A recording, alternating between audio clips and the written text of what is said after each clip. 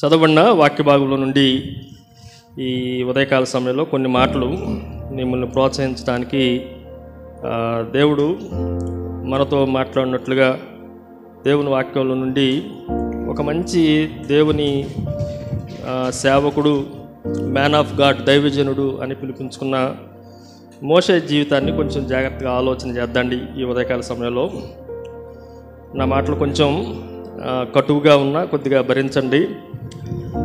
11వ వచనంలో మోషే దేవునితో చెప్తున్న మాట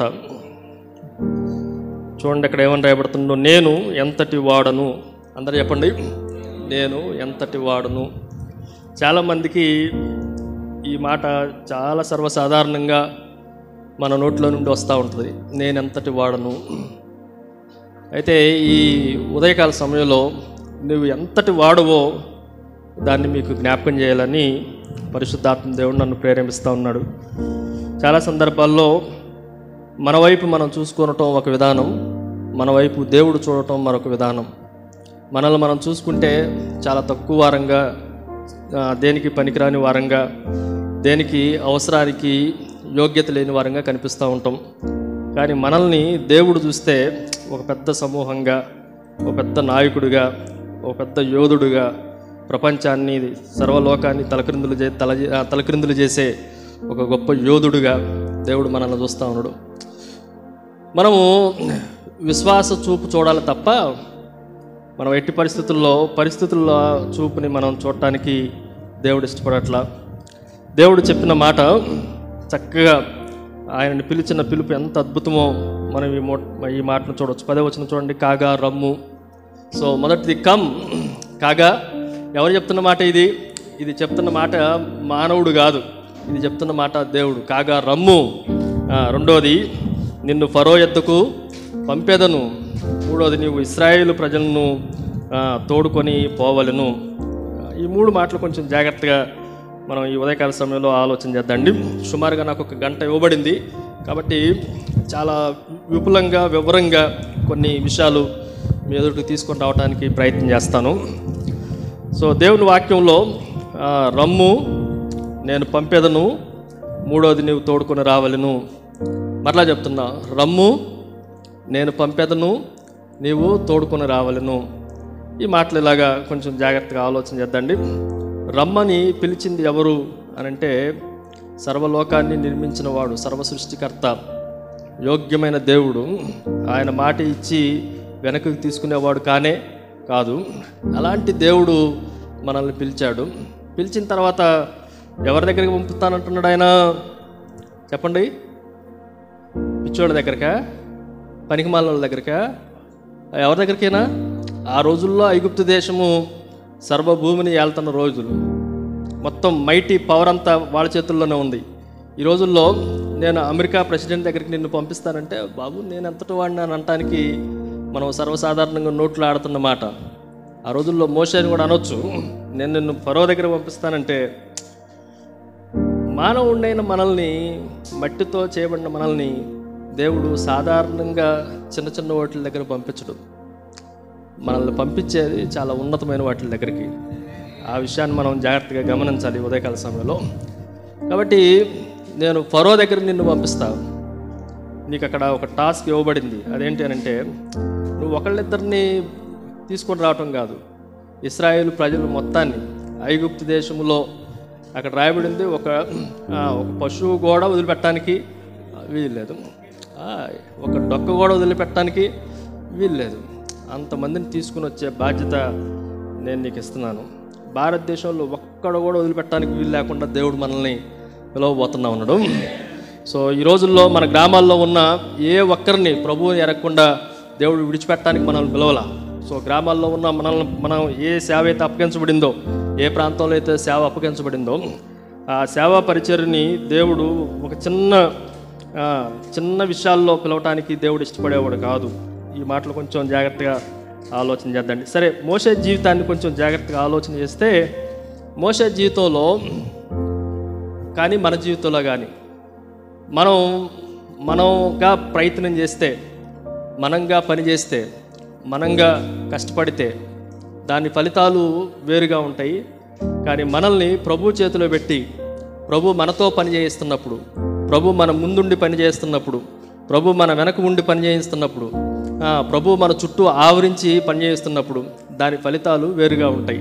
ఈ మాటలు కొంచెం జాగ్రత్తగా ఈ ఉదయకాల సమయంలో ఆలోచన చేద్దండి. మోషే జీవితంలో దేవుని పాత్ర ఏంటి? ఇది ఈ ఉదయకాల సమయంలో ఈ ధ్యానం అంతటికి టైటిల్. సో మన జీవితంలో కూడా దేవుని పాత్ర ఏంటి అనేది కొంచెం జాగ్రత్తగా ఆలోచన చేద్దండి. నేను 4 విషయాలు, ప్రతి దాంట్లో ఒక 4 విషయాలు, సో మొత్తం మీద 16 మాటలు మీ ఎదుటికి తీసుకొని రాబడతాయి. జాగ్రత్తగా దేవుని మాటలు వినండి. సో నెంబర్ 1, మొదటిది జాగ్రత్తగా ఆలోచన చేస్తే, దానికన్నా ముందు ఒక మాట చదువుతాను. ఎఫెసీయులకు రాసిన పత్రిక, అపోస్తలుడైన పౌలు ఎఫెసీయులకు రాసిన పత్రిక 1వ అధ్యాయం 4-6 వచనాలు కలిసి ఉంటాయి. వాటిలో నుండి అన్ని వచనాలు చదవటానికి సమయం సరిపోదు. చివరి మాటను నేను చదువుతున్నా, చూడండి. మనము తన ఎదుట పరిశుద్ధులము నిర్దోషులమై ఉండవలనని జగత్ పునాది వేయబడక మునిపే ప్రేమతో ఆయన క్రీస్తులో మనల్ని ఏర్పరచుకొనెను. మనం ఎక్కడ ఉండాలని అంట చెప్పండి? మనము తన ఎదుట ఉండవలనని. ఎవరి ఎదుట? దేవుని ఎదుట.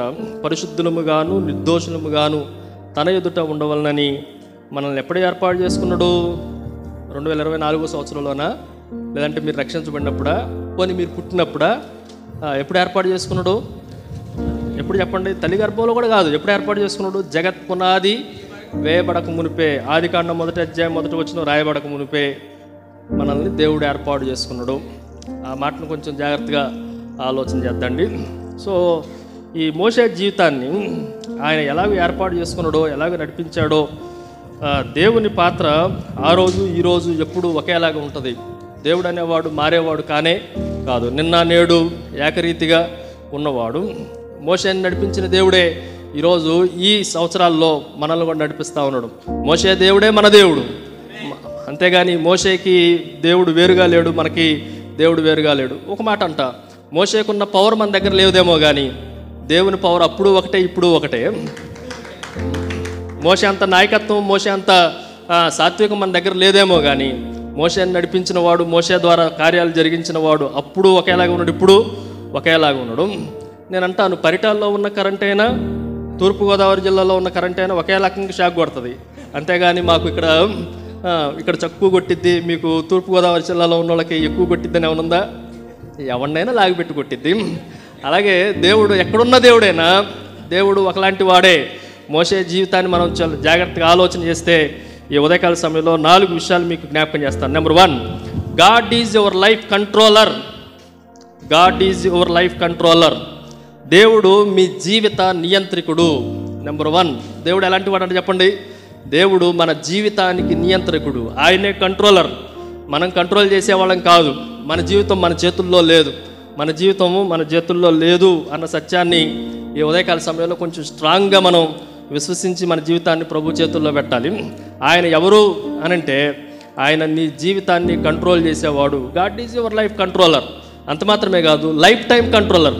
ఆయన ఎలాంటి వాడు అనంటే, జీవితకాలము ఆయన నియంత్రించేవాడే. అంతేగాని నువ్వు బాగా ఉన్నప్పుడు నిన్ను నియంత్రించి, నువ్వు బాగోలేనప్పుడు నిన్ను వదిలిపెట్టేవాడు కాదు. ఆదివారాన్ని నిన్ను నియంత్రించి మిగతా సోమవారం నుండి శనివారం దాకా నీ ఇష్టమని నిన్ను వదిలేసేవాడు కాదు. లైఫ్ టైం, జీవితకాలం అంతా ఆయన మనల్ని నియంత్రించేవాడే. ఈ మాటను కొంచెం జాగ్రత్తగా ఆలోచన చేద్దండి. నిర్గమాకాండం 1వ అధ్యాయంలోనికి రండి.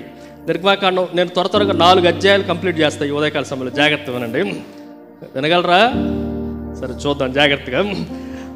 దేవుని వాక్యంలో నిర్గమాకాండం 1వ అధ్యాయాన్ని మనం జాగ్రత్తగా పరిశీలన చేస్తే 4 భాగాలుగా ఈ అధ్యాయాన్ని మనం విభజన చేయవచ్చు. మొత్తం 22 వచనాలు ఉన్నాయి ఈ అధ్యాయంలో. ఈ 4 భాగాలు విభజించే దాంట్లో అంతా దాని వెనక ఒకే థీమ్ నడుస్తూ ఉంటుంది. మొదటి 7 వచనాలను మనం జాగ్రత్తగా ఆలోచన చేద్దాం. చూడండి, 4 భాగాలు విభజన చేస్తున్నాను. మొదటి 7 వచనాలు మొదటి భాగం, రెండవ భాగం 8వ వచనం నుండి 14వ వచనం వరకు రెండవ భాగం, 15వ వచనం నుండి 21వ వచనం వరకు మూడవ భాగం, దాని 22వ వచనం 4వ భాగం. ఎలాగూ ఈ అధ్యాయాన్ని మనం విభజన చేయొచ్చు అనంటే, సంథింగ్ కంట్రోలింగ్, ఏదో ఒకటి మనల్ని నియంత్రిస్తూ ఉంది. మొదటి 7 వచనాల్లో మనం ఆలోచన చేస్తే మరణము వాళ్ళని కంట్రోల్ చేస్తుంది. ఎవరిని కంట్రోల్ చేస్తుంది చెప్పండి? ఇశ్రాయేలీలను ఏది కంట్రోల్ చేస్తుంది అంటే మరణం కంట్రోల్ చేస్తూ ఉంది.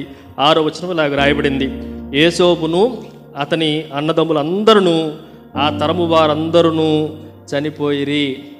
ఎవరు కంట్రోల్ చేస్తూ ఉందంటే డెత్ ఈజ్ కంట్రోలింగ్. మరణము మనల్ని ఏలుబడి చేస్తూ ఉంది, మనల్ని నియంత్రిస్తూ ఉంది. యోసేపు చనిపోయాడు, యోసేపు అన్నదమ్ములు 11 మంది చనిపోయారు, ఆ తరము వారందరూ కూడా చనిపోయారు. సో ఇది న్యాచురల్ ఫినామినా. సర్వసాధారణంగా భౌతికంగా సాధారణంగా అందరూ మరణించవలసిన వారమే. మరణం మన మీద ఆధిపత్యం చేస్తూ ఉంటుంది. దాన్ని మనం కొంచెం జాగ్రత్తగా ఆలోచన చేయాలి. ఆ తర్వాత 8వ వచనం నుండి 14వ వచనం వరకు మనం ఆలోచన చేస్తే, రెండవ మాటను మనం జాగ్రత్తగా ఆలోచన చేస్తే 11వ వచనంలో ఇలాగ రాయబడింది, కాబట్టి వారి మీద పెట్టిన భారముల్లో వారిని శ్రమ పెట్టుటకును వెట్టి పనులు చేయించు అధికారులను వారి మీద నియమింపగా. రెండవది, అధికారులు నియంత్రిస్తూ ఉన్నారు. Government officials controlling. వీళ్ళు ఎవరిని కంట్రోల్ చేస్తున్నారు అనంటే ఇశ్రాయేలు ప్రజలను కంట్రోల్ చేస్తూ ఉన్నారు. మరణము ఇశ్రాయేలు ప్రజలను కంట్రోల్ చేస్తూ ఉంది. రెండోది, ఐగుప్తు దేశంలో ఉన్న అధికారులు ఇశ్రాయేలు ప్రజలు వృద్ధి చెందకుండా, వాళ్ళు ప్రబలకుండా కంట్రోల్ చేస్తూ ఉన్నారు. అది రెండో కంట్రోలింగ్. దెన్ మూడోది 15వ వచనం నుండి 21వ వచనం వరకు మనం ఆలోచన చేస్తే, మిడ్ వైఫ్స్, మంత్రసానులు, వారు అసలు పుట్టకుండానే, మగపిల్లలు పుట్టకుండానే వాళ్ళు కంట్రోల్ చేస్తూ ఉన్నారు, ఇశ్రాయేలు ప్రజలు వృద్ధి పొందకుండా. ఇది మూడవ కంట్రోలింగ్. ఎవరు అంటే మంత్రసానులు, మిడ్ వైఫ్స్ కంట్రోలింగ్. మొదటిది డెత్ ఈజ్ కంట్రోలింగ్. మొట్టమొదటిది మరణము మనల్ని నియంత్రిస్తూ ఉంది, ఇశ్రాయేలు ప్రజలను నియంత్రిస్తూ ఉంది. రెండవది గవర్నమెంట్ అఫీషియల్స్, అధికారులు ఇశ్రాయేలు ప్రజలను నియంత్రిస్తూ ఉన్నారు. మూడవది మిడ్ వైఫ్స్, మంత్రసానులు, వాళ్ళు నియంత్రిస్తూ ఉన్నారు. దాని 4వది 22వ వచనంలో మనం ఆలోచన చేస్తే అదొక్కటే స్పెషల్గా రాయబడతా వచ్చింది. అయితే ఫరో ఎబ్రిల్లో పుట్టిన ప్రతి కుమారుని నదిలో పారవేడి, ప్రతి కుమార్తెను బ్రతికిడని తన జనులందరికీ. ఎవరికంట చెప్పండి? ఇప్పుడు మంత్రసానులు కాదు, అధికారులు కాదు, ఎవరెవరికంట? మొత్తం ఆల్ పీపుల్ ఆఫ్ ఈజిప్ట్. ఐగుప్తులో ఉన్న ప్రతి ఒక్కరూ ఇంకొక ఇశ్రాయేలు ప్రజలను కంట్రోల్ చేయాలి అని చూస్తూ ఉన్నారు.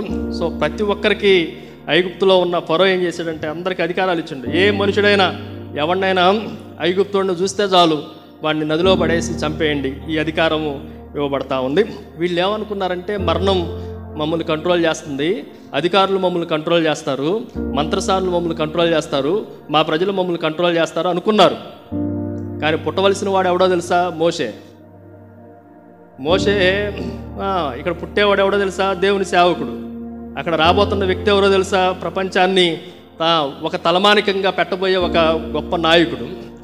మోషే వంటి ప్రవక్త మరలా పుడుతుందంటే యేసుక్రీస్తు ప్రభువును కూడా మోషే అంతతో పోల్చే ఒక గొప్ప యోధుడు. అలాంటి వాడు పుడుతున్నప్పుడు కంట్రోలింగ్ అంతా మా చేతుల్లో ఉందనుకుంది ప్రపంచం మొత్తం. అలాంటి టైంలో ప్రభు చెప్తుండు, ఒరే బాబు, మీరు కాదు కంట్రోల్ చేసేది, నేను కంట్రోల్ చేస్తున్నా, నేను ఎలా కంట్రోల్ చేస్తానో చూపిస్తా చూడండి అని మొదటి 7 వచనాల్లో 7వ వచనంలో ఇలా రాయబడింది. మరణం మిమ్మల్ని కంట్రోల్ చేస్తుందా? మిమ్మల్ని మనందరికీ ఒక చిన్న డౌట్ ఉండొచ్చు. ప్రభు ఇలా చెప్తా ఉండొచ్చు, సాతాన్ ఏమని చెప్తా ఉండంటే, నువ్వు చచ్చిపోతే తర్వాత ఎవడో అని అంటా ఉంటే ప్రభు చెప్తా ఉండు, నేను చచ్చిపోయిన తర్వాత కూడా నా మనవాళ్ళు, ముది మనవాళ్ళు, నా సంతానం, నా తరం తర్వాత తరాల వాళ్ళు నా సేవను చేస్తారు, మేము భయపడాల్సిన అవసరం లేనే లేదు.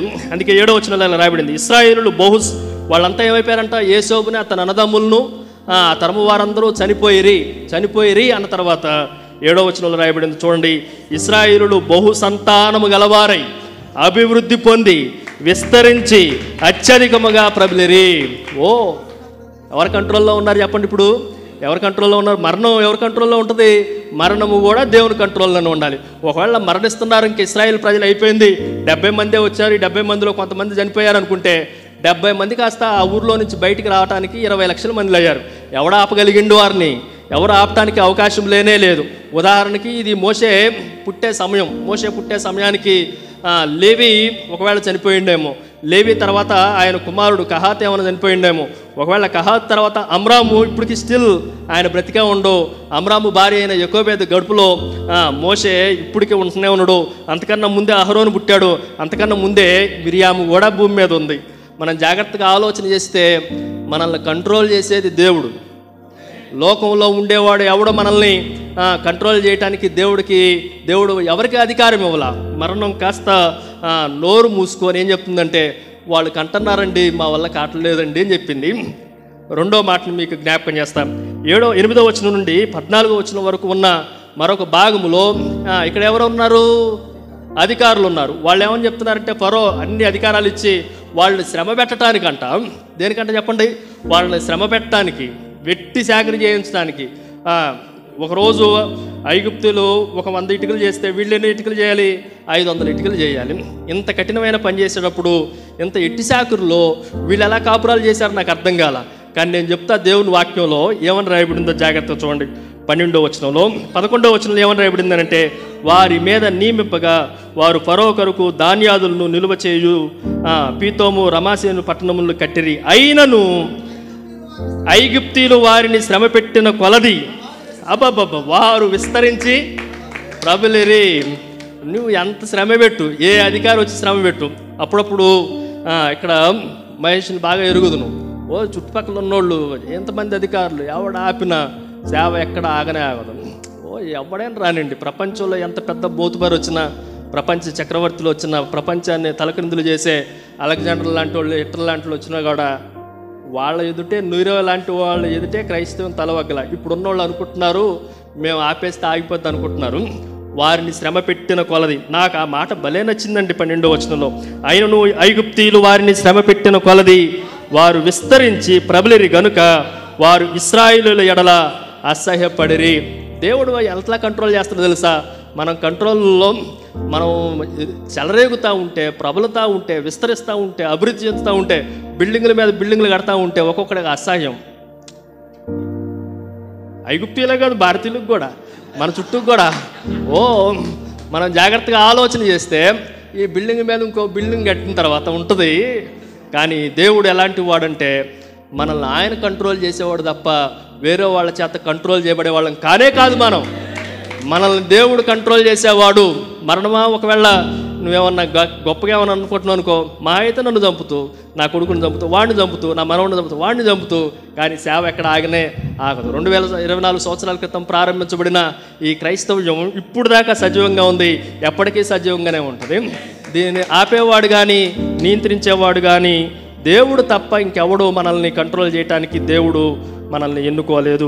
మూడో విషయాన్ని మీకు జ్ఞాపకం చేస్తా. 15వ వచనం నుండి 21వ వచనం వరకు మనం చదివితే అక్కడ రాయబడిన మాట, ఇద్దరు హెబ్రీలు, వాళ్ళ పేర్లు కూడా రాయబడతా ఉన్నాయి. ఏం పేరు అంటే చెప్పండి? షిఫ్రా, రెండవ పేరు పూయా. వీళ్ళిరువురిని మనం జాగ్రత్తగా ఆలోచన చేస్తే హెబ్రీల మంత్రసాన్ని పనిచేసేవారు చేయటానికి కాన్పు పీటల మీద చూడండి. 16వ వచనం, మీరు హెబ్రీల స్త్రీలకు మంత్రసాని పని చేయుచు వారిని కాన్పు పీటల మీద చూచినప్పుడు మగవాడైన ఎడల వారిని చంపుడి. సో తర్వాత రాయబడింది 20వ వచనంలో, దేవుడు ఆ మంత్రసానులకు మేలు చేసిను, ఆ జనము విస్తరించి మిక్కిలి ప్రబలను. మీరు కనిపించిన ప్రతి చోట విస్తరించి మిక్కిలి ప్రబలను, విస్తరించి మిక్కిలి ప్రబలను. సో మంత్రసానులు కూడా ఏం చేయలేకపోయారు. వాళ్ళు ఎక్కడో అంటే వీళ్ళ గురించి కొంచెం తర్వాత మీకు జ్ఞాపకం చేస్తాను. సో అసలు వీళ్ళేమో వెట్టి పని చేసి చంపేయాలనుకున్నారు. వీళ్ళు ఏంటంటే అసలు రిప్రొడక్షన్, అసలు ఇంకొకటి పుట్టకుండానే జన్మించడంతోనే అబ్బాయి అయితే ఏం చేయాలనుకున్నారు, మగపిల్లోడైతే ఏం చేయాలనుకున్నారు, చంపేయాలనుకున్నారు. మంత్రసానుల వల్ల కూడా మంత్రసానులు కూడా ఎవరి కంట్రోల్లో ఉన్నారు? దేవుని కంట్రోల్లో ఉన్నారు. సో వీళ్ళని చంపొద్దంటే మంత్రసానులు ఏం చేయాల? దాన్ని బట్టి ప్రభు వారిని ఏం చేసిందో తెలుసా? 21వ వచనంలో రాయబడింది, ఆ మంత్రసానులు దేవునికి భయపడినందున ఆయన వారికి వంశాభివృద్ధి. ఇంతకీ మంత్రసానులు ఎవరు అంటే హెబ్రీల మంత్రసానులు. ఏమని రాయబడింది? 16వ వచనంలో, ఐగుప్తురాజు శ్రీయాపుయాను హెబ్రీల మంత్రసానులతో మాట్లాడి, ఈ మంత్రసానులు సంతానం కూడా అభివృద్ధి పొందిందంటే హెబ్రీలు అభివృద్ధి పొందారంటే ఇశ్రాయేలీలు అభివృద్ధి పొందారు. ఎవడా అప్పుతుడు మనల్ని? కొంచెం జాగ్రత్తగా ఆలోచన చేయండి. So God is your life controller. దేవుడు నీ జీవితాన్ని నియంత్రించేవాడు. ఎలా నియంత్రించగలడో ఆ మాటలు కొంచెం జాగ్రత్తగా ఈ వచనాల్లో నుండి కొంచెం జాగ్రత్తగా వినడానికి ప్రయత్నం చేస్తాం. ఫైనల్లీ 22వ వచనంలో, అయితే ఇన్ని ప్రయత్నాల్లో ఓడిపోయిన తర్వాత ఇప్పుడు ప్రజలందరికీ చెప్తా ఉన్నాడు. ఏమని చెప్తా ఉన్నాడంటే, అయితే ఫరో హెబ్రీలలో పుట్టిన ప్రతి కుమారుని నదిలో పారివేయుడి. ఇప్పుడు కొంచెం ఇక్కడున్న అందరూ ఆడవాళ్ళని పక్కన పెడితే ఇప్పుడు మగవాళ్ళు అనుకుందాం. ఎవరిని కంట్రోల్ చేయాలనుకుంటున్నారు? ఎబ్రీల్ని కంట్రోల్ చేయాలనుకుంటున్నారు. ఎవరిని అని అంటే, ఎవడన్నా పుడితే మగపిల్లాడు పుట్టకుండా, సో ఎబ్రీల్ అంతా స్ట్రాంగ్గా ఉన్నారు అనుకుంటున్నారు. వాళ్ళకన్నా మేము సైన్యం ఉంది, మాకు రాజు ఉన్నాడు, రాను ఉంది, మాకు సామర్థ్యం ఉంది, మాకు విద్యలు ఉన్నాయి, సకల విద్యలు ఉన్నాయి అనేమో ఐగుప్తీలు అనుకుంటున్నారు. నేను అలా చెప్తా. సో కంట్రోల్ చేయాలనుకొని మోషే ఎదుటికి వస్తే మోషే ఒక్క దెబ్బ కొడితే వాడు ఒక్క దెబ్బగా చచ్చిపోయాడు. ఎవడెవడిని కంట్రోల్ చేస్తారు ఇప్పుడు చెప్పండి? మోషే మనం జాగ్రత్తగా ఆ సెన్స్లో మనం జాగ్రత్తగా ఆలోచన చేస్తే 12వ వచనం చదవండి. 11వ వచనంలో, ఆ దినముల్లో మోషే పెద్దవాడై తన జనుల యొద్దకు పోయి వారి భారములు చూచెను. అప్పుడు అతడు తన జనుల్లో ఒక ఎబ్రీని ఒక ఐగుప్తుడు కొట్టగా చూచెను. అతడు ఇటు అటు తిరిగి చూచి ఎవడనూ లేకపోక ఆ ఐగుప్తుని చంపి ఇసుకలో వారిని కప్పిపెట్టెను.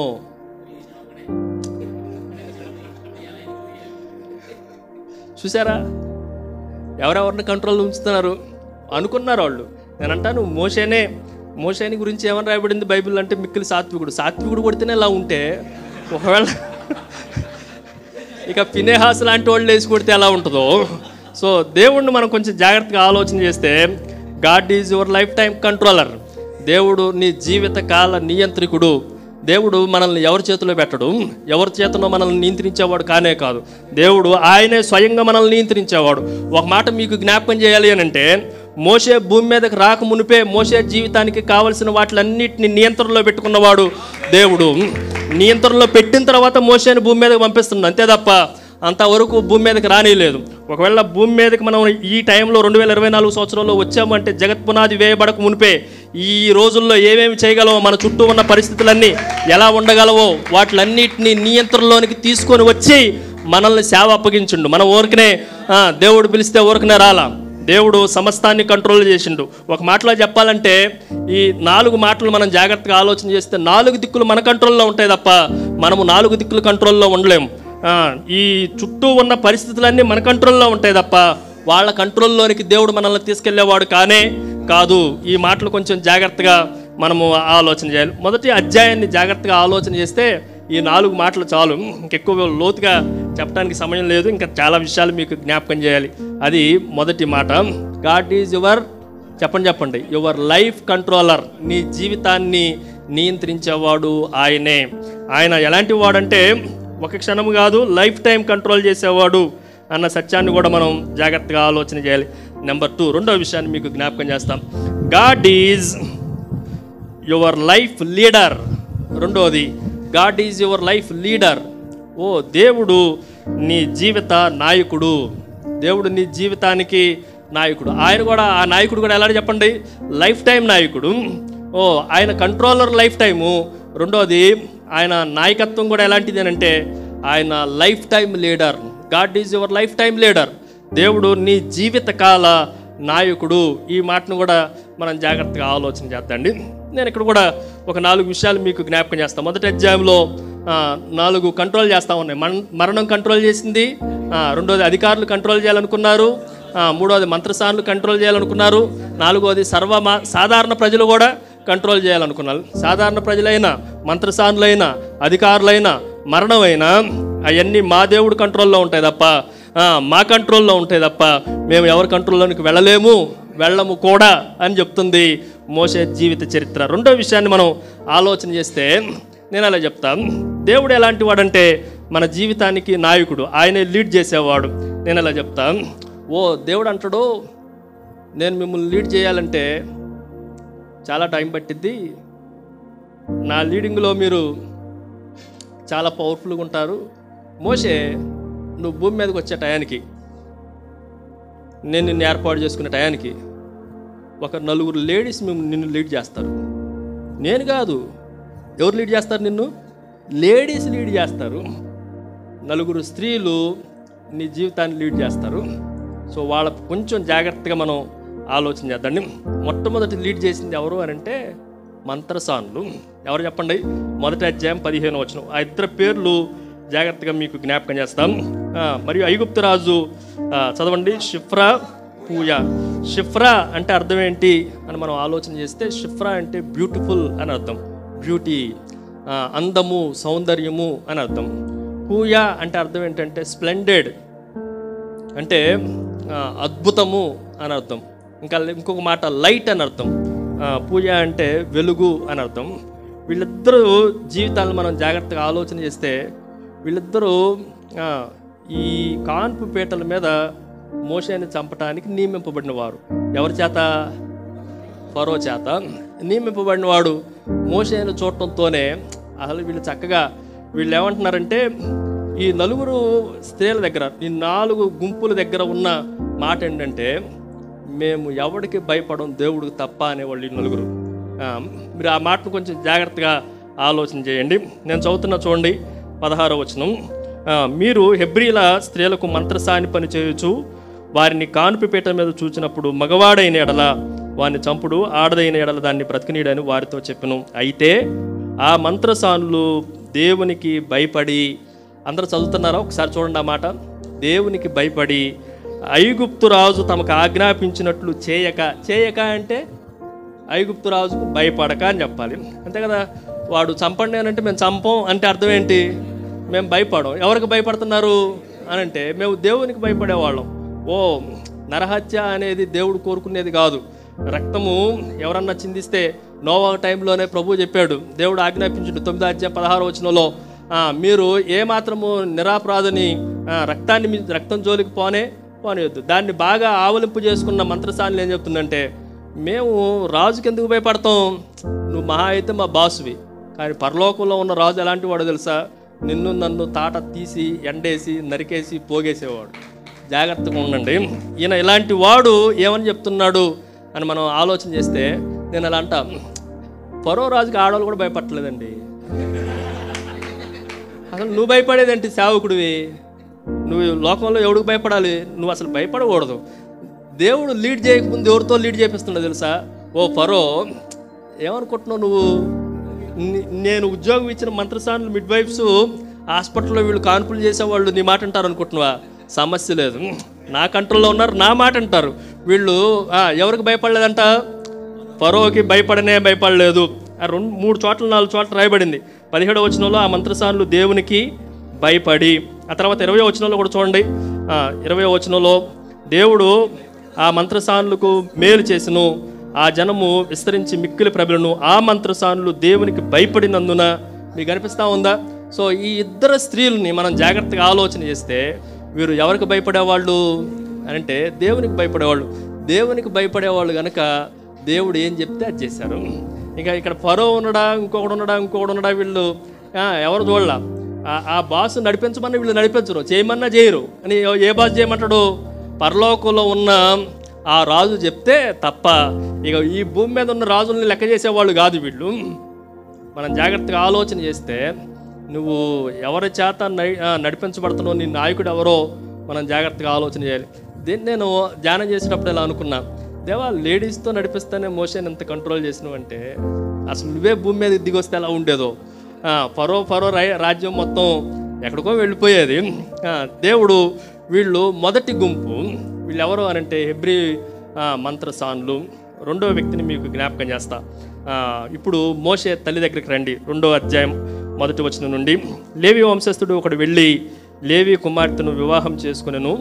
ఆ స్త్రీ గర్భవతి కుమారుని కని వాడు సుందరటై ఉండుట చూచి 3 నెలలు వారిని దాచెను. ఇక్కడ మనకి భయపడక అనే మాట ఇక్కడ కనిపించలేదు, కానీ హెబ్రీలకు రాసిన పత్రికలో హెబ్రీ గ్రంథకర్త ఇలాగ రాశాడు. చూడండి, 11వ అధ్యాయం హెబ్రీలకు రాసిన పత్రిక 11వ అధ్యాయం హెబ్రీలకు రాసిన పత్రిక 11వ అధ్యాయం 23వ వచనం. 11వ అధ్యాయం 23వ వచనం.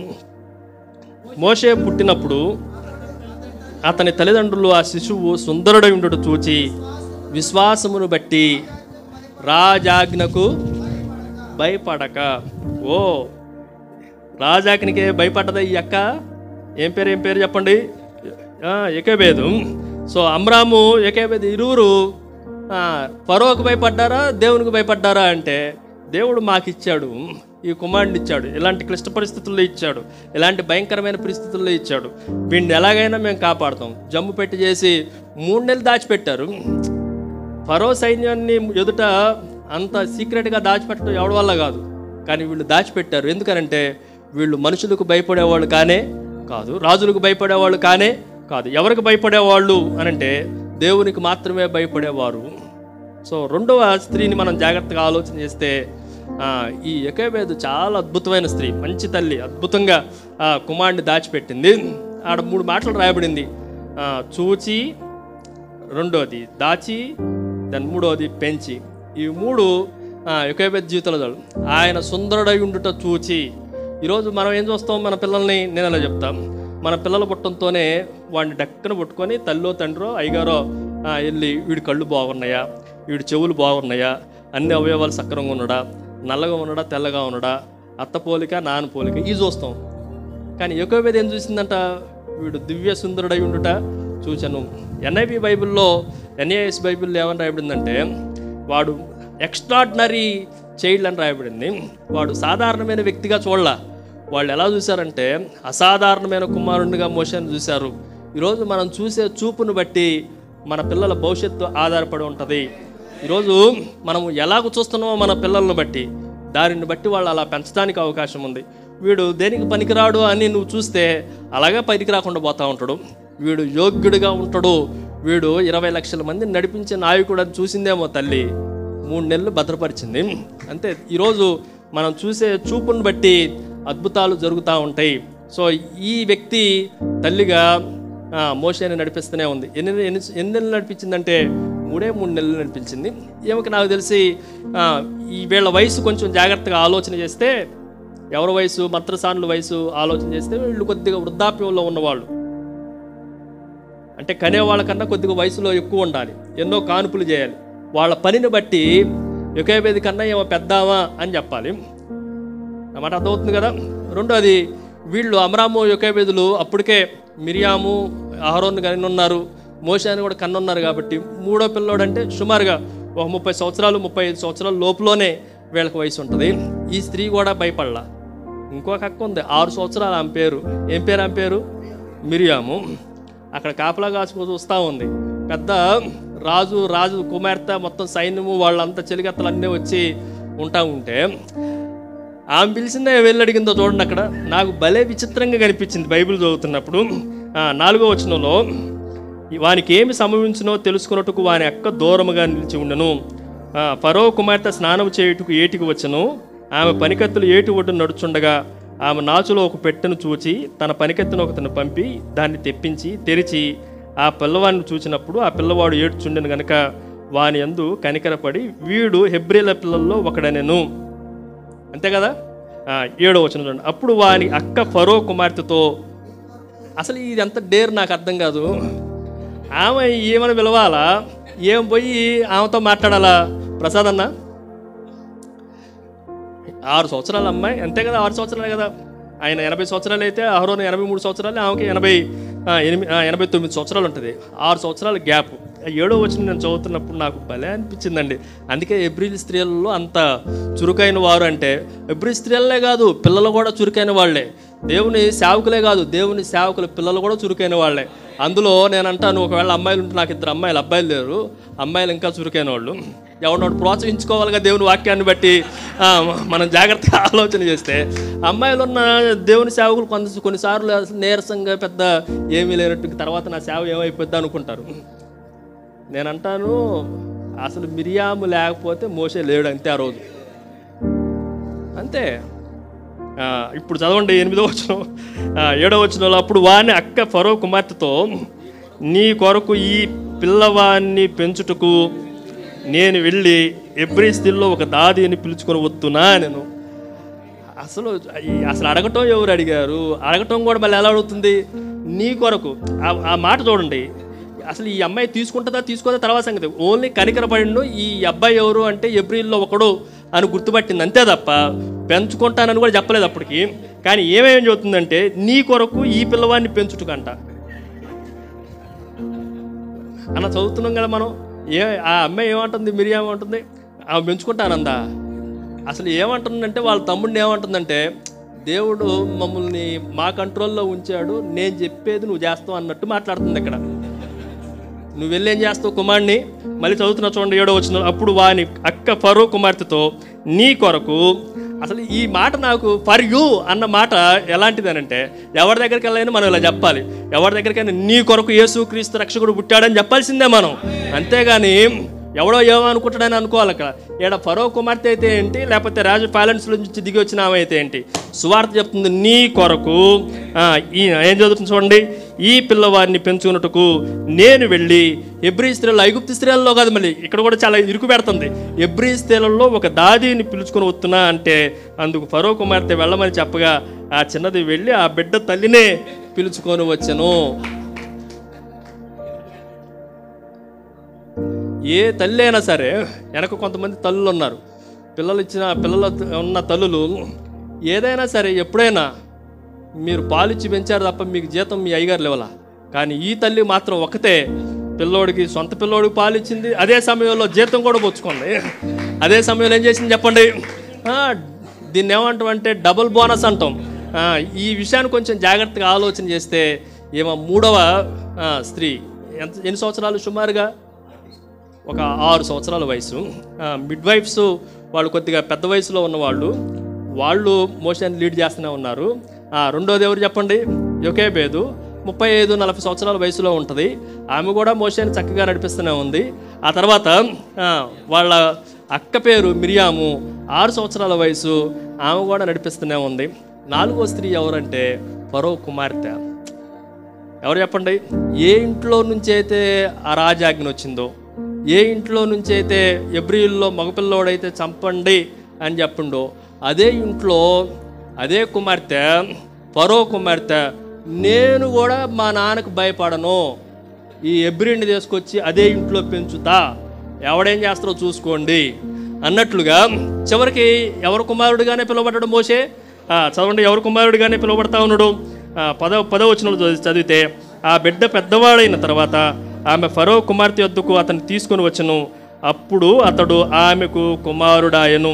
పేరు కూడా ఎవరు పెట్టారు తెలుసా, ఏమేమి పెట్టింది. అప్పుడు ఏం చేసిందంట, ఆమె నీటిలో నుండి అతన్ని తీసినని చెప్పి అతనికి మోషే అని పేరు పెట్టను.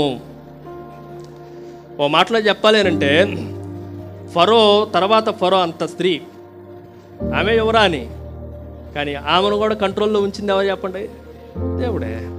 ఇప్పుడు మోషేని నీళ్ళల్లో చంపేయండి అన్న దగ్గర నుండి మోషేని రాజ ప్యాలెన్స్లోనికి లీడ్ చేసింది ఎవరు అంటే ఈ 4 స్త్రీలను వాడుకున్నాడు. మనల్ని నేనంట ఇంగ్లీష్లో ఒక మాట చెప్తా, దేవుడు మనల్ని ఎందుకు పిలిచాడంటే, ఈడెన్ నుండి ends of the earth, Eden to ends of the earth, Eden నుండి భూదిగంతముల వరకు ప్రజలను సంపాదించడానికి మనల్ని దేవుడు ఎన్నుకున్నాడు. ఈరోజు ఈయన నదిలో నుండి ఎక్కడ తీసుకెళ్తాడు మోషే అని అంటే, 4 స్త్రీలు ఒకళ్ళ తర్వాత ఒకళ్ళు మొత్తానికి రాజ ప్యాలెస్లోనికి వెళ్ళిపోయాడు. ఇప్పుడు రాజ ప్యాలెస్లో 40 సంవత్సరాలు ఫరో నేర్పించాల్సిన, మోషేకి ఏమేమి నేర్పించాలో అవన్నీ ఎవరు నేర్పిస్తున్నారు ఇప్పుడు చెప్పండి. ఫరో కుమార్తెను పక్కన పెడితే ఫరో నేర్పించాలి, మరి మనవడు కదా. ఫరో ఏం చేయలేకపోతుండు, అరే వీడు ఎబ్రియుడు, వీడికి ఏం నేర్పించకూడదంటే అవే నేర్పించుండు.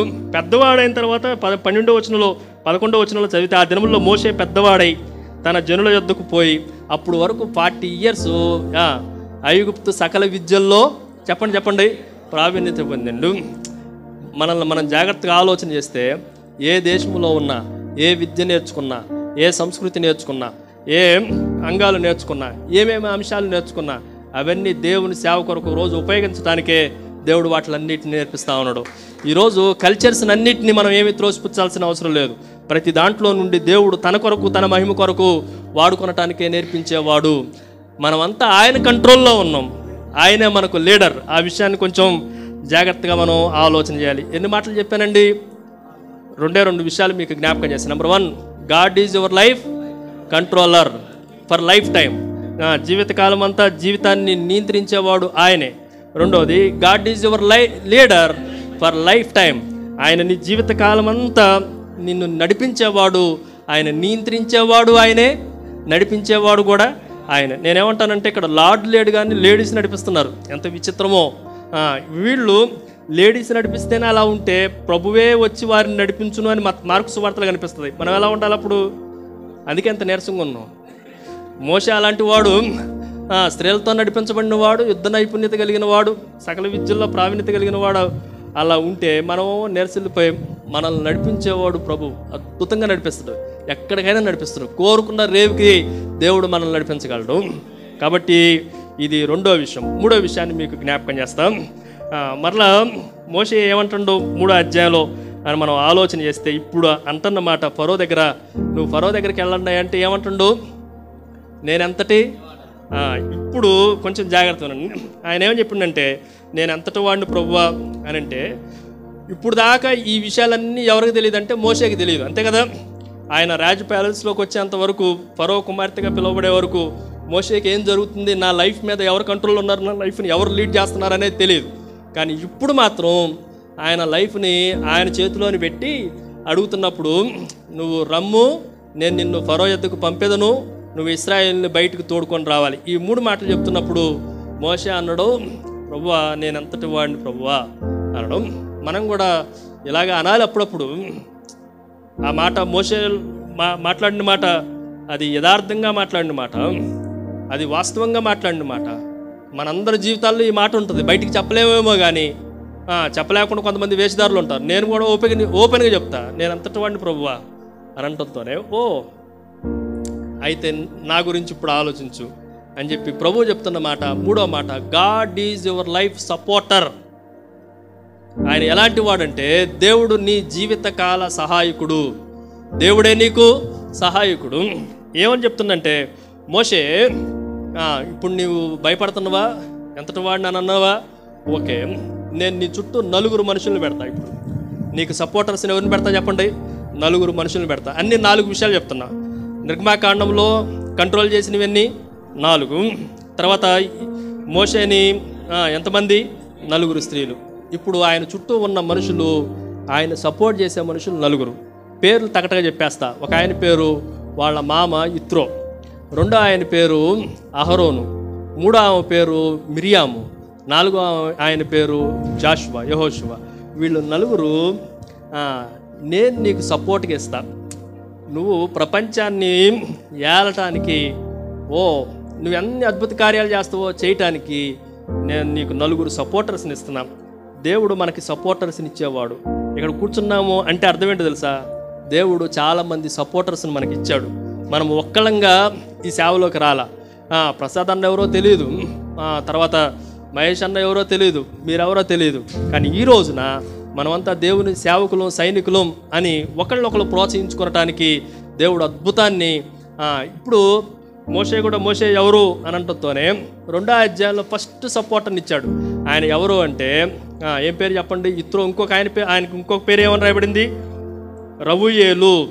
త్వరగా తీయండి 2వ అధ్యాయం 15వ వచనం నుండి నేను చదువుతున్నా. 2వ అధ్యాయం 15వ వచనం. ఫరో ఆ సంగతి విని మోషేను చంపచూచిన కానీ మోషే ఫరో ఎదుటి నుండి పారిపోయి మిద్యాను దేశంలో నిలిచి ఒక బావి వద్ద కూర్చునను.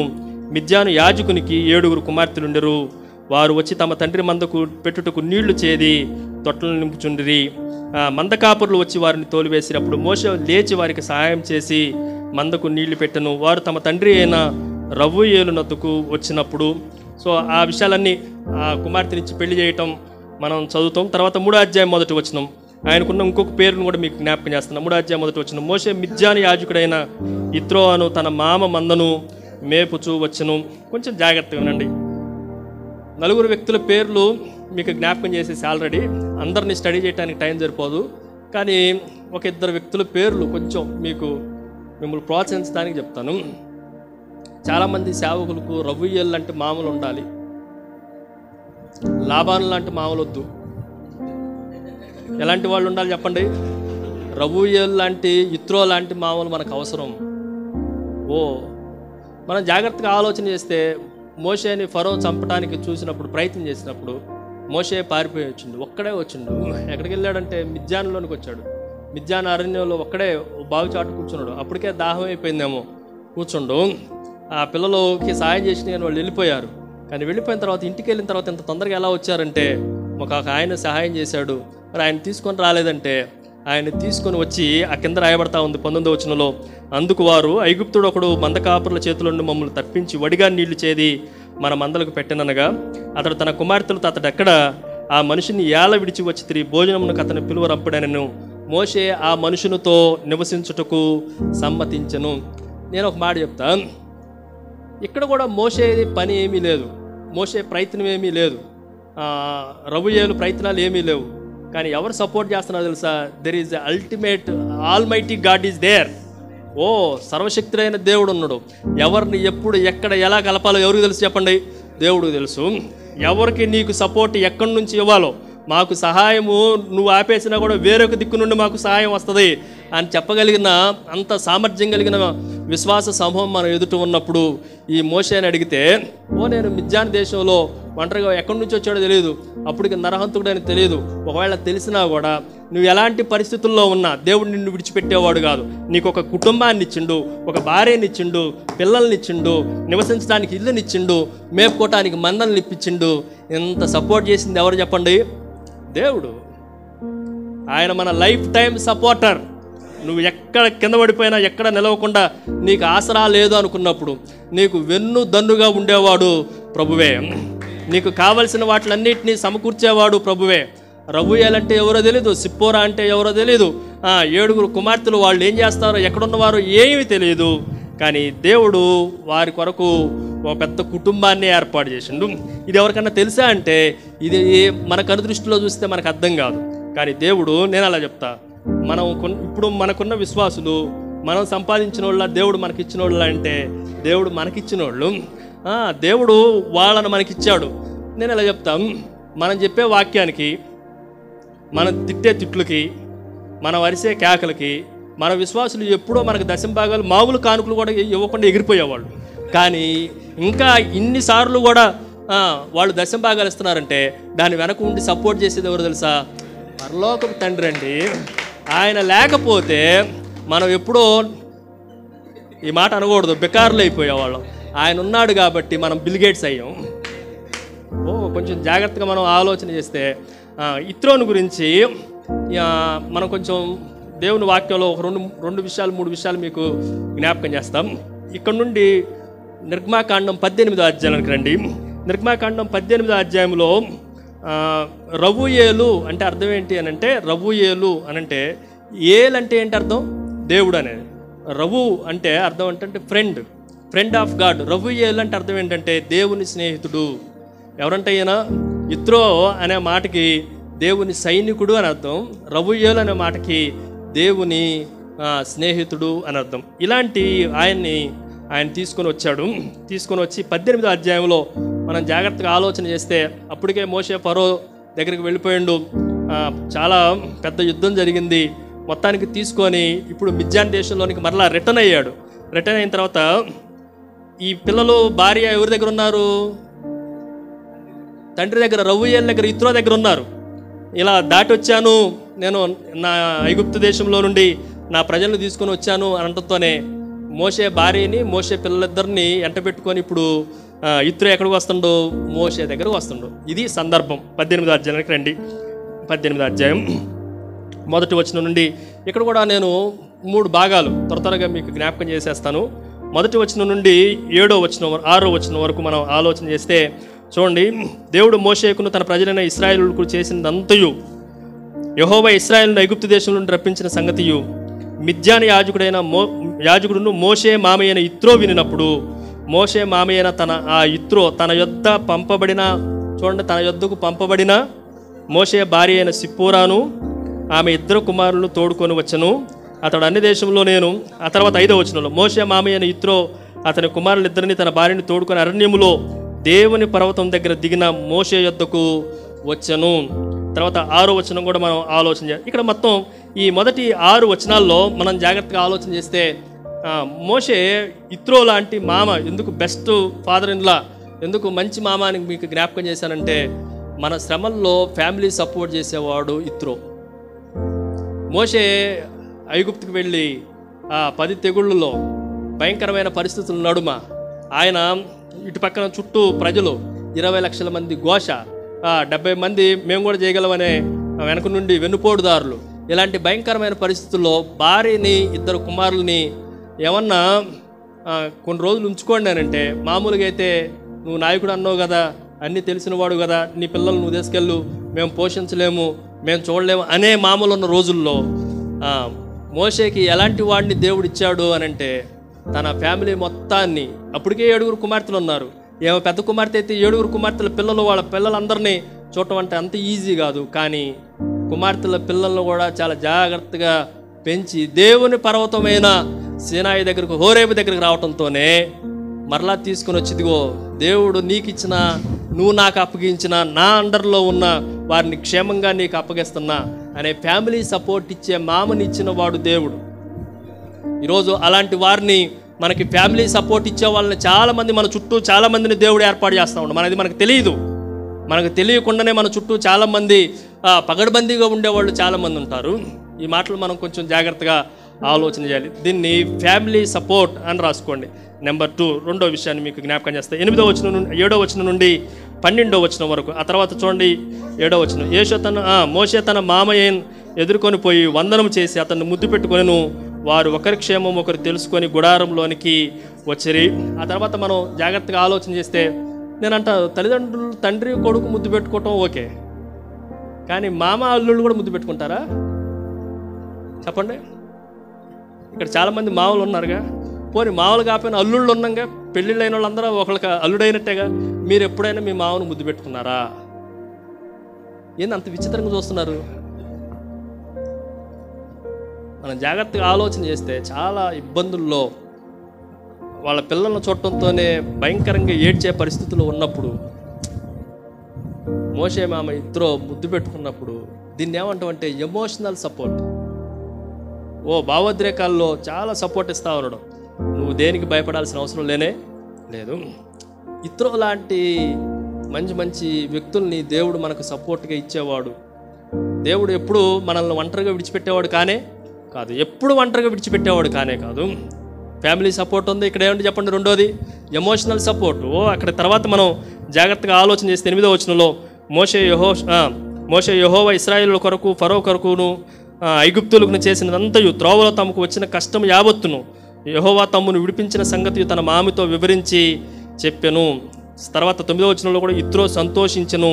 ఆ తర్వాత 10వ వచనంలో ఇత్రో దేవుణ్ణి స్తుతించడం మనం చూడవచ్చు. ఐగుప్తుల చేతిలో నుండి, 10వ వచనం చదువుతున్నా, ఐగుప్తుల చేతిలో నుండి, ఫరో చేతిలో నుండి మిమ్మును విడిపించి ఐగుప్తుల చేతి క్రింద నుండి ఈ ప్రజలను విడిపించిన యెహోవా స్తుతింపబడునుగాక. ఇది రెండవ సపోర్ట్. దాని మూడవది 13వ వచనం నుండి చివరి వచనం వరకు మనం ఆలోచన చేస్తే it is a intellectual support, మేధో సహాయం. ఇంటలెక్చువల్ ఏమని చెప్తుందంటే, మోషే నీ దగ్గరికి చాలామంది వస్తున్నారు, ఇలా అయితే అవ్వదు. 1000 మందికి ఒక నాయకుడిని, 100 మందికి ఒక నాయకుడిని, 10 మందికి ఒక నాయకుడిని, 50 మందికి ఒక నాయకుడిని ఏర్పాటు చేసుకొని బిగ్గెస్ట్ టాస్క్ ఏదన్నా వస్తే అది నీ దగ్గర తీసుకురావాలి, మిగిలినవన్నీ ఇదే చేయాలి. ఈ మంచి సలహా ఇచ్చింది ఎవరు? ఇత్రోనే. ఈరోజు దేవుడు మనకి మన సంఘంలో, మన విశ్వాసుల్లో చాలామంది మంచి మంచి సలహాలు ఇచ్చే వాళ్ళని దేవుడు మనకు సపోర్టర్స్గా ఉంచుతాడు. దాన్ని మనం గమనించాలి. నువ్వు చెప్పేది ఏంటి నేను అనకూడదు. అప్పుడప్పుడు సేవకుడు నేను చెప్పిందే నువ్వు చేయాలంటాడు. అప్పుడప్పుడు దేవుడు మనకి కూడా బోధిస్తూ ఉంటాడు.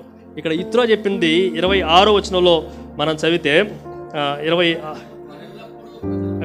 ఒక్క నిమిషం, 24వ వచనం. మోషే తన మామ మాట విని అతడు చెప్పినంతయు చేసెను. ఇది ఆలోచన, మంచి ఆలోచన.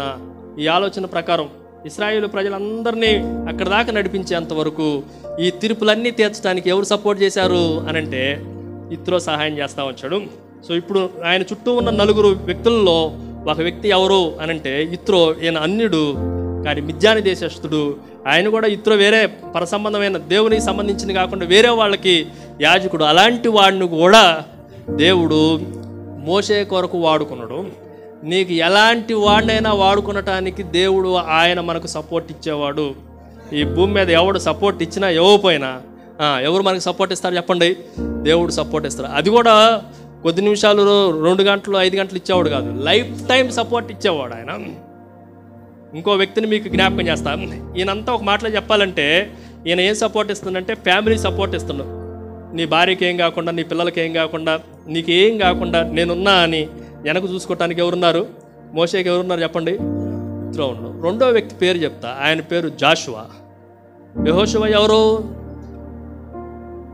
చెప్పండి? యెహోషువ ఎవరు అసలు ఇంతకీ? మోషే పరిచారకుడు. యెహోషువ మోషేకి కింద ఉండి అన్ని పనులు చేసేవాడు. మనం చాలాసార్లు పరిచారకుడిగానే చూసినాం ఆయన్ని. ఆయన పరిచారకుడు కాదు, పరిచారకుడుగా తను తగ్గించుకున్నాడు. ఆయన ఎవరు అని అంటే మిలిటరీ మ్యాన్.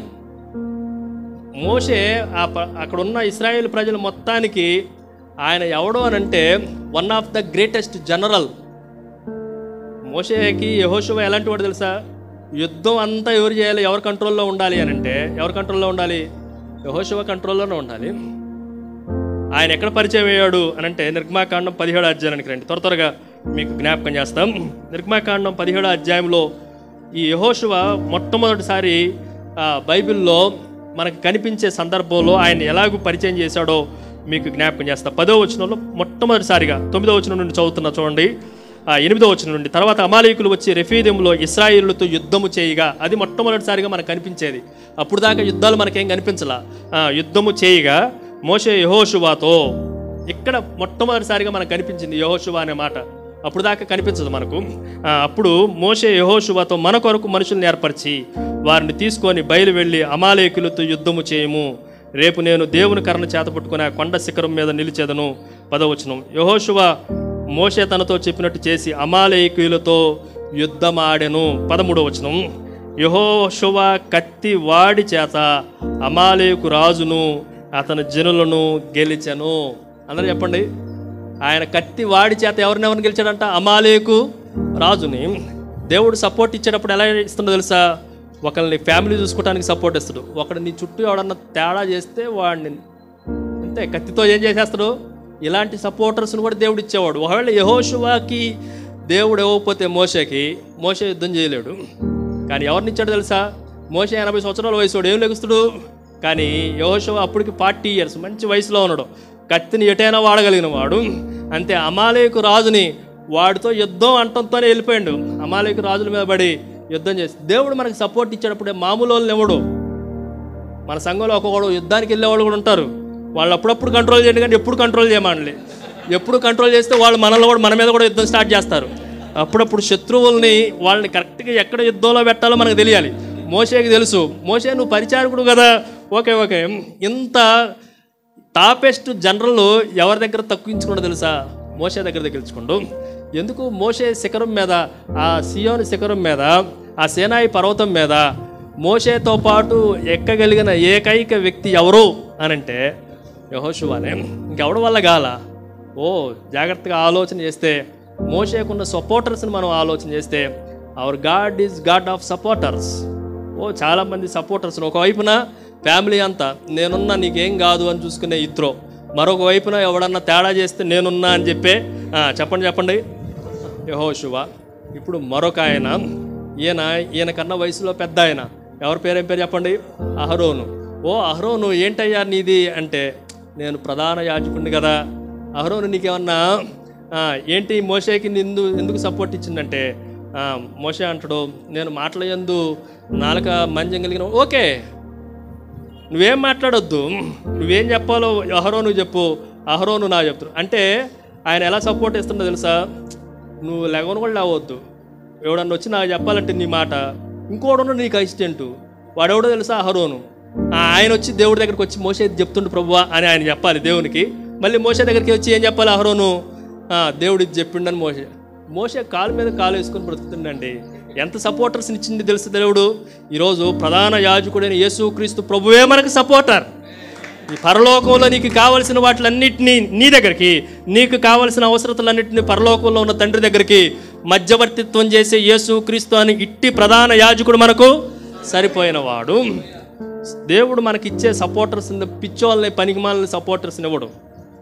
దేవుడు మనకి సపోర్టర్స్ని ఇస్తానంటే చాలా అద్భుతమైన సపోర్టర్స్ని ఇస్తాడు. జ్ఞానములో, వివేకంలో, యుద్ధ నైపుణ్యంలో, కుటుంబాలను పోషించడంలో, అన్నిటిలో భయంకరమైన యుద్ధ నైపుణ్యత, ప్రతిభా పాఠవాలు కలిగిన ఈయన సకల విద్యల్లో ప్రావీణ్యత కలిగిన వాడంటే, ఈయనకి వీళ్ళని సపోర్ట్ చేసిందంటే ఇంకెట్టుంటుందో చూడండి పరిస్థితులు. 4వ ఆమె పేరేం పేరు చెప్పండి? మిరియాము. సో వీళ్ళంతా వేరు వేరు వేరు వేరు పనుల్లో ఉన్నారు. దేవా నిన్ను ప్రార్థించడానికి, ఆరాధించడానికి టైం సరిపోవట్లేదు అంటే, నీకెందుకు? అక్క ఉంది కదా, తంబూర పట్టుకొని ఊదటంతోనే సైన్యం అంతా కదులుతూ ఉంటుంది. నువ్వు దేవునికి స్తోత్రము గానమును పాట పాడుతూ ఉంటే ఎట్లా ఉంటుంది చెప్పండి? ప్రభువు గొప్పవాడును,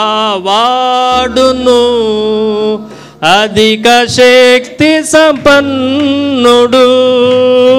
ప్రభువు గొప్పవాడును, అధిక శక్తి సంపన్నుడు. జ్ఞానమునకు ఆయనే మితియులేని వాడని. జ్ఞానమునకు ఆయనే మితియులేని వాడని. దేవునికి స్తోత్రము గానము చేయుటయే మంచిది. మనమందరము స్తుతి గానము చేయుటయే మంచిది. స్తోత్రం. ఇంకొక చెప్పొచ్చా? గంట అయిపోయింది మీరు ఇచ్చిన టైము. సరే, ఇంకొక మాటను మీకు జ్ఞాపకం చేసి వాక్యాన్ని ముగిస్తాను. సో ఇప్పటికి 3 విషయాలు మీకు జ్ఞాపకం చేశాను. మొట్టమొదటిది ఏమని చెప్పానండి? చెప్పండి. God is your life controller. దేవుడు మీ జీవిత నియంత్రికుడు. రెండోది, God is your life leader. దేవుడు మీ జీవిత నాయకుడు. మూడోది, God is your life supporter. దేవుడు మీకు సహాయకుడు, మీ జీవిత సహాయకుడు. నిరంతరము ఆయన మనకు సహాయం చేసేవాడే. God is your idea. జాగ్రత్తగా, identity. God is your identity. దేవుడే నీ జీవిత గుర్తింపు. ఓ మోషేని ఏమని పిలిచారు చెప్పండి? మోషేని ఫరో కుమారుడు అన్నాం. ఇంకా చాలా మాటలు ఉన్నాయి. చివరికి ఏమని పిలువబడతా ఉందంటే దైవజనుడైన మోషే. ఓ దైవజనుడు, మ్యాన్ ఆఫ్ గాడ్ అనే టైటిల్ ఎవరిచ్చారు మోషేకి?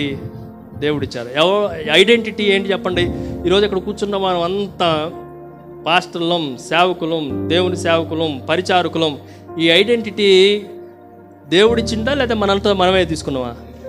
దేవుడిచ్చిండు. నేను నిన్నటి కూడా ఒక మాటని జ్ఞాపకం చేశాను. ఈరోజు కూడా అది మీకు ప్రోత్సాహకరంగా ఉండటానికి చెప్తా. జాగ్రత్త చూడండి. హెబ్రీలకు రాసిన పత్రిక 11వ అధ్యాయం. జాగ్రత్తగా వినండి ఈ మాటలు. హెబ్రీలకు రాసిన పత్రిక 11వ అధ్యాయం 24 వచనం నుండి 26 వచనం మనం జాగ్రత్తగా ఆలోచన చేసి చదువుదండి.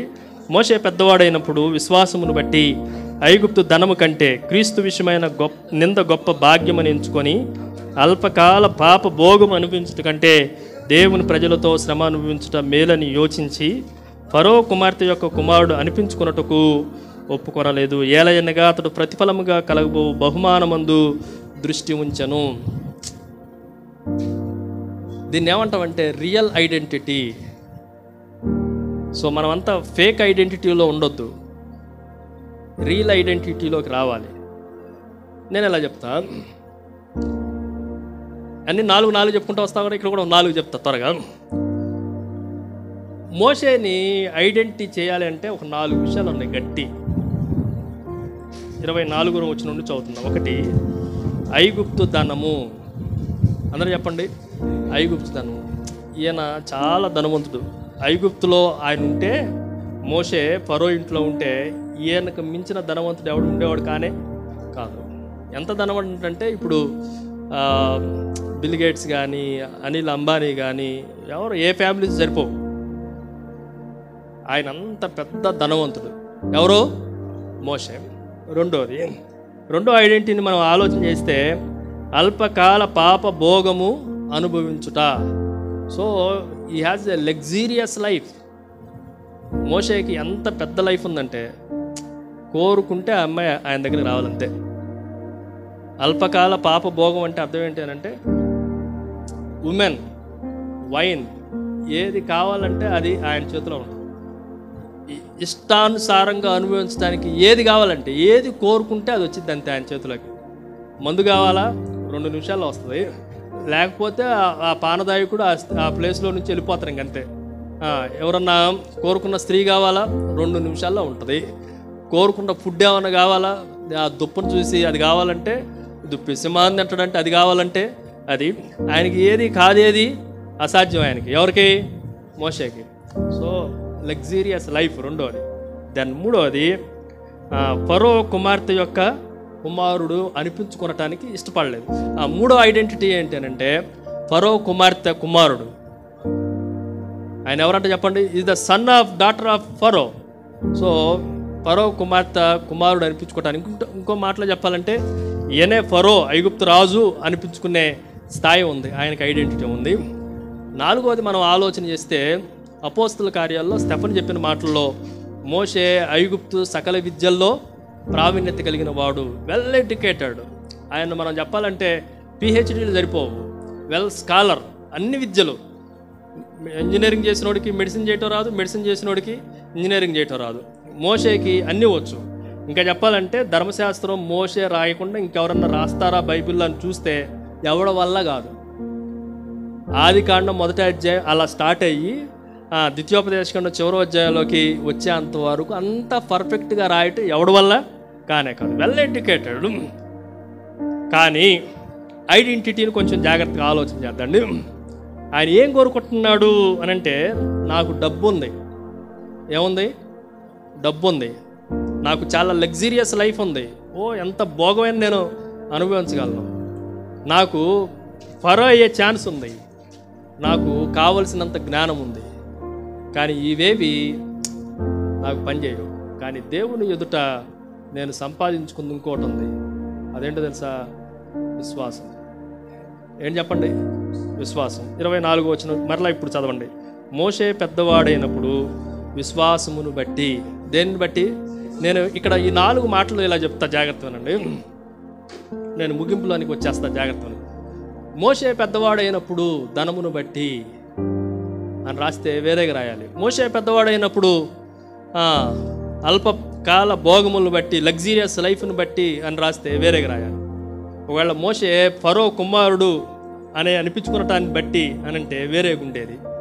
మోషే ఆయనకున్న సలకల విద్య జ్ఞానమును బట్టి అని అంటే వేరేగా ఉండేది. ఆయనకి అంత జ్ఞానం అంటే, ఇప్పుడు ఐగుప్తులో పిరమిడ్స్ ఉన్నాయి కదా, మనం కొంతమంది వెళ్ళి ఉండొచ్చు అక్కడికి, యెరూషలేంకి నేను వెళ్ళా. చాలా పెద్ద పెద్ద పిరమిడ్స్, చాలా హైట్ ఉంటాయి. ఇప్పుడున్న ఏ క్రేన్ కానీ, ఏ బుల్డోజర్లు కానీ దాన్ని కట్టలేవు, దాని ఎత్తుకి అంత పెద్ద రాళ్ళని ఎత్తలేవు. కానీ మోషే ఆ టైంలోనే వాటిని ప్లాన్ చేయగలిగినంత సామర్థ్యం కలిగిన వాడు. కానీ ఇక్కడ మీరు జాగ్రత్త వినండి. మోషే, నేను నిన్ను పిలుస్తున్న, రమ్ము ఫరో దగ్గరికి పంపిస్తానంటే ఫస్ట్ స్టెప్ వేసేటప్పుడు ఎలా వేసాడంటే విశ్వాసంతో వేసాడు. ఏంటి ఆ విశ్వాసం అంటే, నాకున్న డబ్బు కన్నా, నాకున్న పరపతి కన్నా, నాకున్న లగ్జీరియస్ లైఫ్ కన్నా, నాకున్న జ్ఞానము కన్నా, నాకున్న ఈ ఫరో కుమారుడు అనిపించుకునే రాజరికం కన్నా నాకున్న విశ్వాసం ఎలాంటిదో తెలుసా? నేను అలా చెప్తా. మోషే ఎర్ర సముద్రాన్ని 2 పాయలు చేయటానికి 4 పనిచేయవు, కానీ విశ్వాసం పనిచేస్తుంది. ఒక్క అడుగుతో ఇలా వచ్చి విశ్వాసముతో నిలబడితే డబ్బు చేయలేదు, చెప్పండి, ఆయనకున్న లగ్జీరియస్ లైఫ్ చేయలేదు, ఆయనకున్న నాలెడ్జ్, పిరమిడ్ కట్టే నాలెడ్జ్ ఉంది, కానీ ఈ ఎర్ర సముద్రాన్ని 2 పాయలు చేసే నాలెడ్జ్ ఎవడి వల్ల కాదు. ఐగుప్తు దేశంలో మోషే కన్నా బాగా తెలివైన వాళ్ళు ఉన్నారు, ఒక్కడు కూడా ఎర్ర సముద్రాన్ని ఏం చేయగలడు? ఏమాత్రము చేయలేడు. విశ్వాసం ఉంటే ఏం చేయగలం అంటే, ఒకవేళ మా మెడికల్ భాషలో చెప్పాలంటే, ఒక్కొక్కడిని చంపిండు కదా మోషే, ఒక్కడే కదా చంపిండు కదా, అలా చంపటానికి 120 సంవత్సరాలు 1000 సంవత్సరాలు పెట్టిన అక్కడే ఉండేవాడు. కానీ విశ్వాసమును బట్టి స్టెప్ వేసినప్పుడు ఏమైందంటే, ఐగుప్తులో ఉన్న తొలి చూలు మొత్తం ఒక్క రోజులో, ఒక్క నైట్లో మొత్తం ప్రతి ఇంట్లో సేవ ఉంది. ఇది ఎవరు చేయగలిగారు అని అంటే, ఆయన జ్ఞానము, మెడిసిన్ జ్ఞానం ఏం పనిచేయదు. ఆయన ఒకవేళ డబ్బు పరపతి ఇవన్నీ చూసుకొని ఉంటే ఆకాశం వైపు తిరిగి అలా చూసి, ప్రభువా మన్నా కురిపించు, ఊరేళ్ళు కురిపించు అంటే, విశ్వాసంతో అడిగితే పైనుండి పరలోకం చీలిపోయి పైనుంచి కిందకు వచ్చింది. ఏ భూమి గురుత్వాకర్షణ శక్తి మన్నాన్ని కిందకి లాగలేదు, కానీ విశ్వాసం లాగలదు. మనం ఒక మాటను మీకు జ్ఞాపకం చేయాలంటే, మన విశ్వాసమే విజయానికి అదే నాంది. యోహాను రాసిన పత్రికలో మనం చదువుతాం కదా, అది మనం జాగ్రత్తగా ఆలోచన చేస్తే, మోషే యొక్క ఆయన విజయానికి, ఆయన గొప్పతనానికి, ఆయన నాయకత్వానికి వెనక ఉన్న బిగ్గెస్ట్ ఐడెంటిటీ ఏంటో తెలుసా? చదువు, సంధ్య ఏం కాదు. కొంతమంది అక్షరం ముక్క లేని సేవకులు, ప్రపంచాన్ని ఏలిన సేవకులు నేను ఎరుగుదును. అసలు ఏం చదవటం రాదు. వాళ్ళల్లో ఎవరు చెప్పండి? యోహాను, యాకోబులు, పేతురు, యోహాన్లు విద్య లేని పామరులని ఎరిగి, కానీ వాళ్ళని చూస్తే రోమా సామ్రాజ్యానికి ఒక్కొక్కడికి అయిపోయింది. అసలు ఎడిపోతాడో ఎటు వస్తాడో తెలియదు. ఈరోజు దేనికి భయపడాల్సిన అవసరం లేదు. సో మనకి ఏమున్నా లేకపోయినా ఎవరున్నారు అని అంటే ట్రూ ఐడెంటిటీ మనకుంది. వీటిలన్నిటినీ కలగజేసిన దేవుడు మన వెనక ఉన్నాడు. నిన్ను సృష్టించిన వాడు నీ వెనక ఉన్నాడు. ఆయన మామూలు వాడు కాదు, ఏమైనా చేయగలిగిన వాడు. నీకు కేవలం విశ్వాసం ఉంటే చాలు. నీ ఎదుట ఎంత పెద్ద పర్వతాలున్నా, ఎంత పెద్ద ఫరో సైన్యం ఉన్నా, ఎంత పెద్ద ఎర్ర సముద్రంలో ఉన్నా ఏమైపోతాయి చెప్పండి? అవంతట అవే తొలగిపోతాయి. నువ్వు అడుగు వేయటానికి నువ్వు రెడీ అయితే చాలు. దేవుడు ఎంత గొప్ప కార్యాన్నైనా చేయగలడు. అడుగేయటానికి రెడీనా? ఇందాక దేవుని సేవకులు చెప్పినట్లుగా ప్రయత్నించడానికి రెడీనా? ఈరోజు ప్రయత్నాలు అద్భుతమైన ఫలితాలు మనకి జ్ఞాపకం చేస్తూ ఉంటాయి. ఈ 4 విషయాలు మీకు జ్ఞాపకం చేశాను. మొదటిది, గాడ్ ఈజ్ యువర్ చెప్పండి కంట్రోలర్, యువర్ లైఫ్ కంట్రోలర్. రెండోది, గాడ్ ఈజ్ యువర్ లైఫ్ చెప్పండి ఆయనే లీడర్. మూడోది, God is your life supporter. దాని 4వది నేను రాసుకున్న మాట ఏంటంటే, God is your life partner. ఆయనతో ఉంటే చాలు, ఇంకా ఏమీ మనకు అవసరం లేనే లేదు. ఏ మాత్రము దేనికి భయపడాల్సిన అవసరం లేనే లేదు. దేని గురించి చింతించాల్సిన అవసరం లేనే లేదు. అద్భుత కార్యాలు, ఉన్నతమైన కార్యాలు, ఆశ్చర్యమైన కార్యాలు, ఎవడో చేయలేని కార్యాలు. నేను చదువుతాను. ఒకవేళ ఫరో ప్యాలెస్లో కూర్చొని రాజుగా ఉంటే ఇవి జరుగుతాయా? ఎర్ర సముద్రం 2 పాయలు అవుతుందా? ఆకాశం నుండి కిందకి పడతాయా? యొర్దాన్ నది ఏమన్నా బయటికి వెళ్తుందా? వెనక ఉన్న ఫరో సైన్యం నెలల్లో ముంచడం జరుగుతుందా? ఒక్కడు కూడా మిగలలేదు. వీళ్ళు నడుస్తుంటేనే, బోర ఊది నడిస్తేనే ఎరుకో గోడలు ఏమైపోయినాయి చెప్పండి?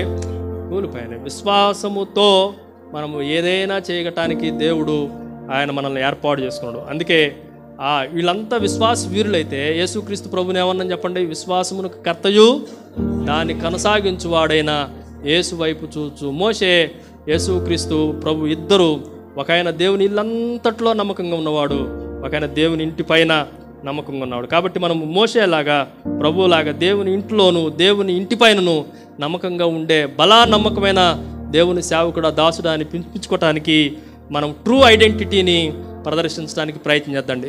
మనకి నకిలీ ఐడెంటిటీలు వద్దు. సేవకులు, బిషప్లు, వాళ్ళు వీళ్ళు అనిపించుకోవటానికి వద్దు. దేవుని సేవకుడు అనిపించుకునే ట్రూ ఐడెంటిటీ ఉంటే చాలు. ఆ విధంగా ఉండటానికి దేవుడు మనకు సహాయం చేయాలి.